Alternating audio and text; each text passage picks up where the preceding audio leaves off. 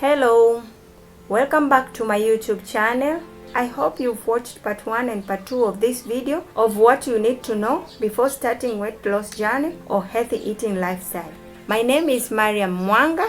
If you're new to this channel and you're searching for reliable tips for healthy weight loss or healthy eating tips, you are at the right place. Click the subscribe button and turn on the notification bell for more updates. In our last two videos, we discussed about carbohydrates and protein. And today we are going to discuss about the last macronutrient, which is fat. Before starting the discussion, we have to remind ourselves about the first and most important issue, which is nutrition. Nutrition is simply the food that we eat and how it works in our body. There are two types of nutrients, which are macronutrients and micronutrients. The macronutrients are the nutrients which are highly needed by our body, while the micronutrients are the nutrients which are needed in a less amount in our body. There are three types of nutrients, which are fat, protein, and carbohydrates. In our last two videos, we discussed about carbohydrate and protein and how they contribute to our body weight loss or body weight gain. And today we are going to finalize the third type of macronutrient, which is fat. It is generally true that everyone in weight loss journey turn on red lights when hear about the term fat. It's interesting, but you still need fat in your diet because fat gives you energy after carbohydrate, and it helps absorption of vitamin A, E, D, and K. This is through fat soluble. When you eat fat, it breaks down into fat soluble. Before going further, it is important to describe the term cholesterol because it is going to be repeated over and over in our topic. Cholesterol is fat substances that is normally made by the body in the liver. We need cholesterol to build healthy cells. This diagram shows blood vessels versus cholesterol. There is bad cholesterol and good cholesterol. When we talk about bad cholesterol, we mean low density lipoprotein, which normally deposit fats in the blood vessels, as you can see in this diagram. While good cholesterol mean low density lipoprotein, which remove or takes in parts of the body where cholesterol is too much back to the liver where it disposed of. There are three sources of fat: saturated source of fat, unsaturated source of fat, and trans fat.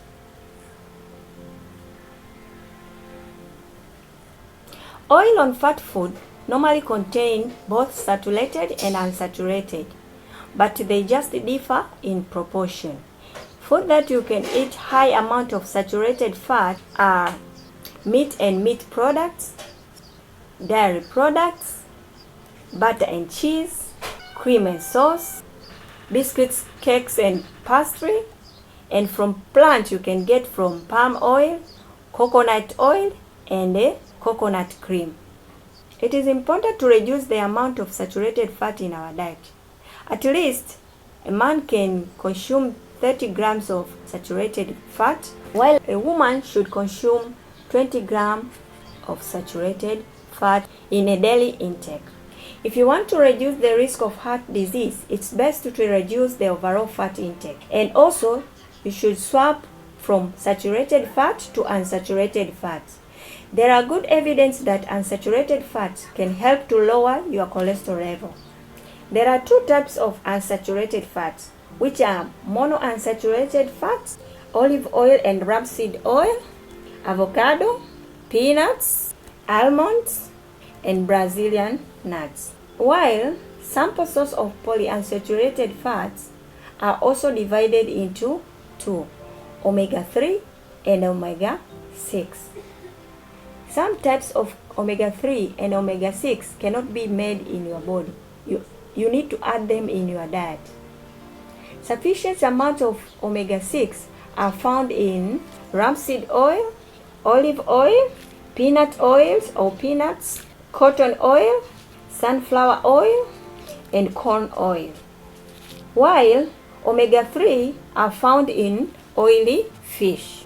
Most people get omega-3 in their diet, but it is important to get portion of fish for omega-3 because omega-3 found in plants does not get enough benefits as from fish.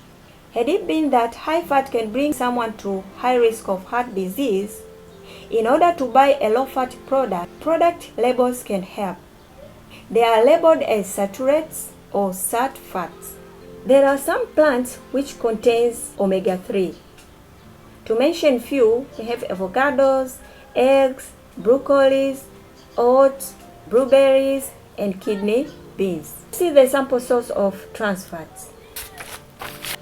Trans fats are found in partially hydrogenated vegetable oil. There are natural trans fats, which is found in meat and dairy products in a less amount, and others are found in partially hydrogenated oils. Most of the industries and fast food stores use this type of trans fat because it is less expensive, easy to use, preserve food, and last in shelves without changing taste. Adults should not get more than 5 grams of trans fat in a day. And most countries ban the use of trans fat. However, many industries are trying to reduce the amount to less than 0.5, which is considered as zero trans fat. Example of store and fast food which contains trans fat are margarine, donuts, cheese, biscuits, cakes, popcorns, pizza, and other canned or bottled products. The best way to avoid trans fat is to cook from home. And to identify the amount of trans fat, you can view nutrition facts label. It should be 0.5 or less, like margarine has less than 0.5 trans fat. Others will have more than 0.5, which is not healthy. You can also get trans fat from home with recurring oil, that is to fry or heat same oil more than 3 times. It is very important to change the oil in fryer after using it for 3 times before it changes to trans fat. Let us see the benefits of fats in our body. Fat acts as solvent for fat soluble. Fat is a solvent for vitamin A, E, D, and K, which the body does not make by itself. Fat also acts as food storage. All extra calories from food nutrients are stored as fat depots. Fat also provides heat. Unexpectedly, some of the fat, once dropping of temperature, they sense and release their energy as heat. Fat provide energy along with the carbohydrate. We can stay longer than 1 week without eating and still sustain because of fat and muscle. So fat can act as an emergency energy provider like a protein. Deficiency in fat can cause a lot of problems. One of them is deficiency in vitamin, because fat is the only vitamin soluble.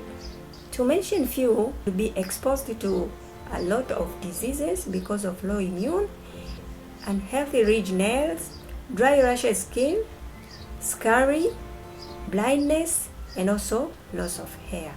However, overconsumption of fat can cause high cholesterol, which will lead to pressure, and at the end of the day, you may get blood pressure and stroke.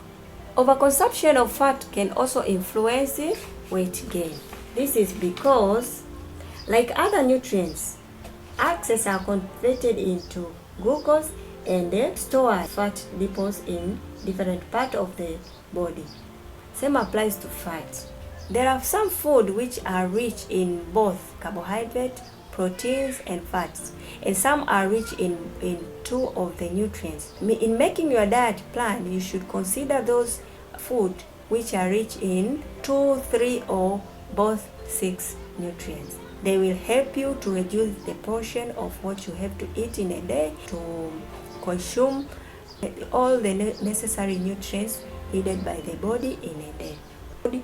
For healthy body weight loss plan, You are supposed to eat all the healthy nutrients your body needs in a day. But this depends on your history, your health, your age, your weight, and also your activities. This funnel is not restricted to everybody. Generally, your food intake in a day should look like this. Amount of simple carbs should be more, followed by incomplex carbs, followed by protein, and lastly, healthy fats.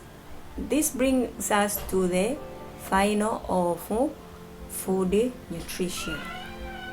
Before starting a healthy weight loss journey or healthy eating lifestyle.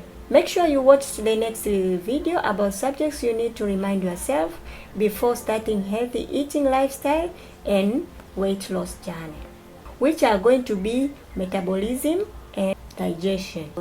After watching all videos, you will be ready for the journey along with my healthy food recipes. Bye bye.